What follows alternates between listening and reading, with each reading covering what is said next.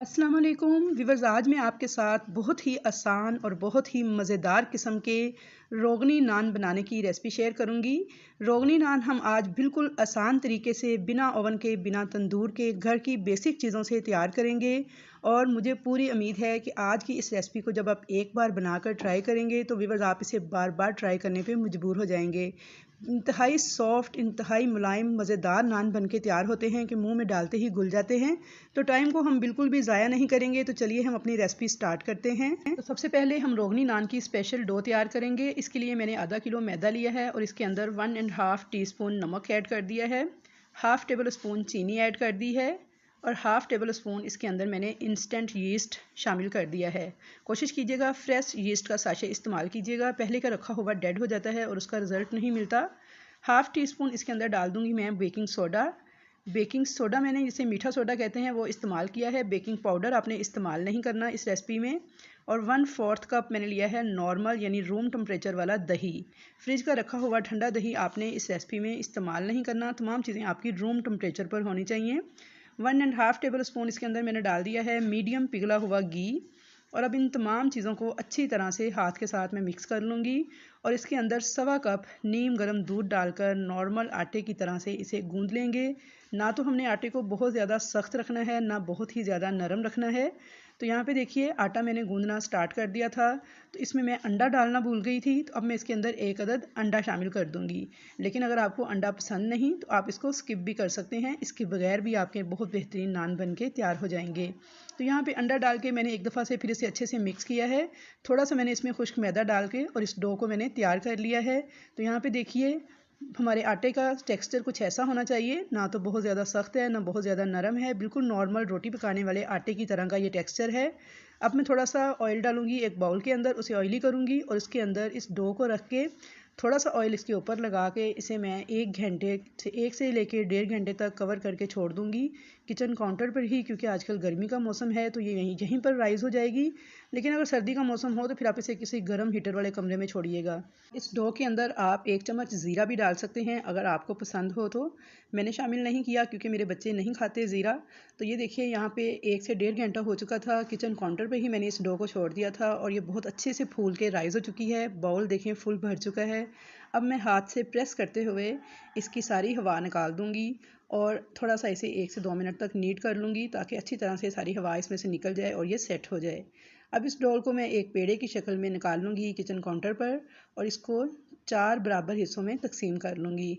मतलब ये कि आपके आधा किलो मैदे से 4 रोगनी बेहतरीन नान बन के तैयार होंगे बड़े साइज़ के। इसमें से मैं हर पोर्शन को उठा के बिल्कुल रोटी के स्टाइल का एक पेड़ा तैयार कर लूँगी और इन चारों पेड़ों को मैं कवर करके 15 से 20 मिनट के लिए रेस्ट दूँगी। जब तक पेड़ों को रेस्ट आती है हम इसके ऊपर लगाने वाला मिक्सचर तैयार कर लेते हैं। तो यहाँ पे मैंने ली है 1 अदद अंडे की जर्दी और इसके अंदर 3 से 4 टेबल स्पून नॉर्मल दूध डाल के अच्छी तरह से मिक्स करके तो एक पेस्ट रेडी कर लेंगे। इसको एक साइड पे रखेंगे, इसे हम नान बनाते वक्त इस्तेमाल करेंगे। यहाँ पे मैंने लिया है 3 से 4 टेबल स्पून पिघला हुआ घी और इसके अंदर मैंने थोड़ा सा हरा धनिया डाल के इसको भी एक साइड पे रखा है। पेड़े हमारे फूल चुके हैं, ये देखिए 20 मिनट के बाद ये फूल के डबल हो चुके हैं। अब इनमें से एक पेड़े को उठाऊंगी, काउंटर पे थोड़ा सा मैदा डस्ट करूंगी और इसके ऊपर रखकर हाथ के साथ इसको इस तरह से फैलाती जाऊंगी। तो ये देखिए आपने इस तरह से इसे चारों तरफ से इक्वली हाथ के साथ प्रेस करते जाना है और फैलाते जाना है। अब चाहें तो इसके ऊपर बेलन भी इस्तेमाल कर सकते हैं, लेकिन बहुत ही हल्के हाथों के साथ आपने बेलन को इस्तेमाल करना है। तो ये देखिए मैं इस पर अब बेलन चला रही हूँ और बिल्कुल ही सॉफ्टली, यानी कि आपने इसे बहुत ज़्यादा प्रेस करके रोटी की तरह पतला नहीं करना, रोटी से थोड़ा इसे मोटा ही रखना है क्योंकि हमने इसका रोगनी नान तैयार करना है, ना कि रोटी। तो यहाँ पे देखिए इसकी मोटाई आप देख सकते हैं। अब मैंने यहाँ पे एक लिया है डोल का ढक्कन और इसके सेंटर में रखते हुए इसे हल्का सा प्रेस करके इसके ऊपर एक निशान बना लूँगी। तो भी बस जो बाज़ार वाले होते हैं उनके पास तो एक सांचा मौजूद होता है नान को तैयार करने के लिए, ये निशान लगाने के लिए, लेकिन हमारे पास ये सांचा घर पे नहीं होता। तो मैंने यहाँ पे ढोल का ये ढक्कन इस्तेमाल किया है देसी जुगाड़ लगाते हुए। अब आ जाती है बारी रोगनी नान के ऊपर निशान लगाने की। इन निशानों के बगैर रोगनी नान जो है उसकी सही तरह से लुक भी नहीं आएगी और ये सही तरह से पक के तैयार भी नहीं होगा। तो उसके लिए मैंने यहाँ पे एक स्क्रैपर यूज़ किया है। आप चाहें तो कोई छुरी वगैरह इस्तेमाल कर लें, कुछ चम्मच ले लें या कुछ स्केल वगैरह यूज़ कर लीजिएगा और इस तरह से वर्टिकली हम लाइनें लगा लेंगे कुछ फासले पर। तो ये देखिए ये लाइनें जो ये निशान बनाए हैं आपने बहुत ज़्यादा डीप नहीं बनाने, बस इसे नॉर्मल सा ही आपने प्रेस करते हुए बनाना है। और अब इन लाइनों को हम बना लेंगे हॉरिजेंटली, यानी इसके ऑपोजिट। तो यहाँ पे देखिए इस तरह से ये ब्लॉक्स जो हैं वो हमारे रेडी हो जाएंगे। तो रोगनी नान के ऊपर अमूमन इसी किस्म के ब्लॉक्स जो हैं आपको नज़र आते हैं। तो ये देखिए जो काम सांचे से करना था वो हमने कर लिया है मैनुअली, यानी हाथ से। अब इस नान को आपने उठाना है बहुत ही एहतियात के साथ और इसको कर देना है उल्टा। तो यहाँ पे इसको उल्टा करते वक्त आपके हाथ जो हैं बिल्कुल खुश्क होने चाहिए और इसकी बैक साइड पे अब सादा पानी लगा देंगे इस तरीके से हाथ फेरते हुए। तो यहाँ पे देखिए नान की उल्टी साइड पर मैंने अच्छी तरह से पानी लगा दिया है, क्योंकि इस नान को हमने तैयार करना है तवे पर। तो पानी लगाने से ये नान जो है तवे पे बहुत अच्छी तरह से चिपक जाएगा। और एक अदद तवा जो है मैंने चूल्हे पे रख दिया है मीडियम आंच पे गर्म होने के लिए। अब यहाँ पे नान हमारा रेडी है तवे पे डालने के लिए। तो बहुत ही एहतियात के साथ इस नान को उठाएंगे और इसकी पानी वाली साइड को डाल देंगे तवे के ऊपर। तो ये देखिए नान की जिस साइड पे हमने पानी लगाया था उसे हमने तवे के ऊपर डाल दिया है और इसकी दूसरे वाली साइड को हमने ऊपर की तरफ रखा है जिस पे हमने निशान लगाए थे। और अब हम एक दफ़ा फिर इन निशानों के ऊपर हल्का हल्का सा इनको प्रेस करते हुए दोबारा से मेंटेन करेंगे। इससे क्या होगा, एक तो ये कि दिखने में बहुत खूबसूरत शेप आएगी हमारे नान की, और दूसरा नान जो है हमारा इस तरह हल्का हल्का प्रेस करने से अच्छी तरह से तवे के साथ चिपक जाएगा। और ये देखिए इसके दरमियान में मैं मज़ीद निशान भी बना दिए हैं मैंने, यानी इन ब्लॉक्स को मैंने छोटा कर दिया है। अब आपने फ़ौरन से इसके ऊपर पहले ये निशान बनाते हुए इसे हल्का हल्का प्रेस कर लेना है। उसके बाद जो अंडे वाला मिक्सचर रेडी किया था ब्रश की मदद से वो अच्छी तरह से इस पूरे नान के ऊपर लगा देना है। और अगर आपको अंडा पसंद नहीं है तो आप सिंपल दूध भी इसके ऊपर लगा सकते हैं ब्रश की मदद से, फिर भी नान बहुत खूबसूरत तैयार होगा। थोड़े से सफ़ेद तिल है मेरे पास, ये मैं इसके ऊपर छिड़क दूँगी। आप चाहें तो इसके ऊपर कलवंजी भी छिड़क सकते हैं और ज़ीरा भी छिड़क सकते हैं, जो चीज़ आपको पसंद हो। मैं सिर्फ सफ़ेद तिल छिड़क रही हूँ। तो यहाँ पे देखिए जी नान हमारा पक रहा है और इस वक्त इसके नीचे फ्लेम आपने नान डालते साथ ही बिल्कुल लो कर देना है, यानी जैसे दम पे किसी चीज़ को लगाते हैं। तो दम वाले फ्लेम पे आपने इसको पकाना है 5 से 6 मिनट तक। तो व्यूअर्स यहाँ पे तवे को मैंने मीडियम गर्म किया था पहले, उसके बाद इस पर नान डाल दिया था और नान डालते साथ ही फ्लेम बिल्कुल दम वाला कर दिया था। 5 से 6 मिनट तक इसे पकने देंगे।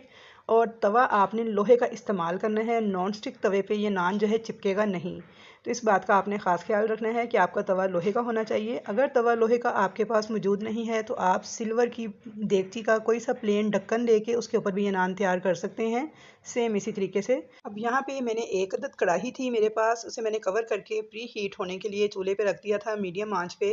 जब मैंने नान तवे पे डाला था तो साथ ही मैंने ये कढ़ाई भी गर्म होने के लिए रख दी थी। कढ़ाई बहुत अच्छे से गर्म हो चुकी है।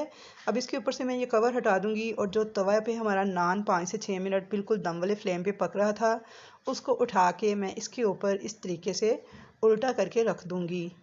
और अब यहाँ पर एक बहुत ही ख़ास बात जिसका आपने ख्याल रखना है वो ये कि जब हमने नान को तवे पे डाला था तो बिल्कुल दम वाले फ्लेम पे 5 से 6 मिनट तक पकाया था। लेकिन जब तवे को इस तरह से उल्टा करके कढ़ाई के ऊपर रखना है तो नीचे आपने फ्लेम कर देना है मीडियम टू हाई, क्योंकि अब हमने इसे तंदूर का काम लेना है। और इस नान को फ्रंट से अच्छी तरह से हीट मिलेगी तो इस पर कलर भी बहुत खूबसूरत आएगा और ये बहुत अच्छे से पक के तैयार हो जाएगा। आप कढ़ाई की जगह पे कोई देगची, प्रेशर कुकर कुछ भी इस्तेमाल कर सकते हैं। तो यहाँ पे देखिए 7 से 8 मिनट तक मीडियम टू हाई फ्लेम पे मैंने इस नान को पका लिया था। और दरमियान में आपने इसको 1 से 2 बार चेक ज़रूर करना है। जैसे ही आपकी मर्ज़ी का कलर आ जाए तो आपने इस तवे को हटा लेना है। तो यहाँ पे देखिए तकरीबन 7 से 8 मिनट हो गए थे इसे पकते हुए। मैंने इसे दरमियान में चेक भी किया था। तो ये देखिए कितना खूबसूरत कलर हमारे नान पे आ चुका है, यानी हमारा नान जो है रेडी हो चुका है। तो अब मैं इसे हटा लूँगी और किसी भी फ्लैट चम्मच की मदद से नान को तवे से इस तरह से उतार लेंगे। और अब यहाँ पे मैंने एक नान और भी तैयार कर लिया था सेम इसी तरीके से। और सब्ज़ धनिया के अंदर जो घी मिक्स करके रखा था वो इसके ऊपर अप्लाई कर देंगे, यानी लगा देंगे। तो यहाँ पे देखिए हमारे 2 बेहतरीन नान बन के तैयार हो चुके हैं।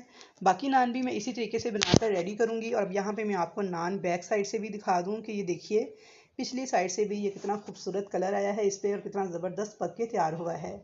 तो यहाँ पे आई होप व्यूअर्स कि आपको मेरी ये रेसिपी बहुत ज़्यादा पसंद आएगी। अगर आप इसके तमाम स्टेप्स को फॉलो करेंगे तो यकीन जानिए बाज़ार से कई गुना बेहतर नान आपके मज़ेदार किस्म के बन के तैयार होंगे।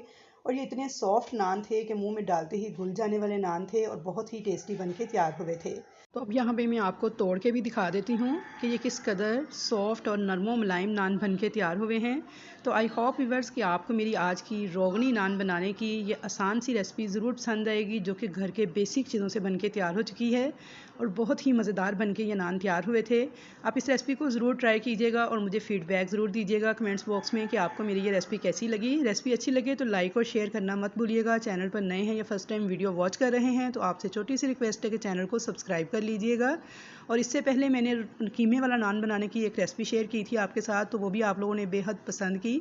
तो इंशाल्लाह ताला इस रेसिपी के रिज़ल्ट भी आपको 100% मिलेंगे। और इसके अलावा मेरा एक दूसरा चैनल है होम एंड किचन सीक्रेट्स के नाम से, जहाँ पे मेरी बेकिंग रेसिपीज़ अवेलेबल हैं। बहुत ही शानदार, बहुत ही आसान तरीके से बेकिंग करना सिखाती हूँ। आप उसे भी ज़रूर विज़िट कीजिएगा। तो इंशाल्लाह ताला मुलाकात होगी आपके साथ एक अच्छी और नई रेसिपी के साथ। तब तक के लिए मुझे दीजिए इजाज़त। अल्लाह हाफिज़।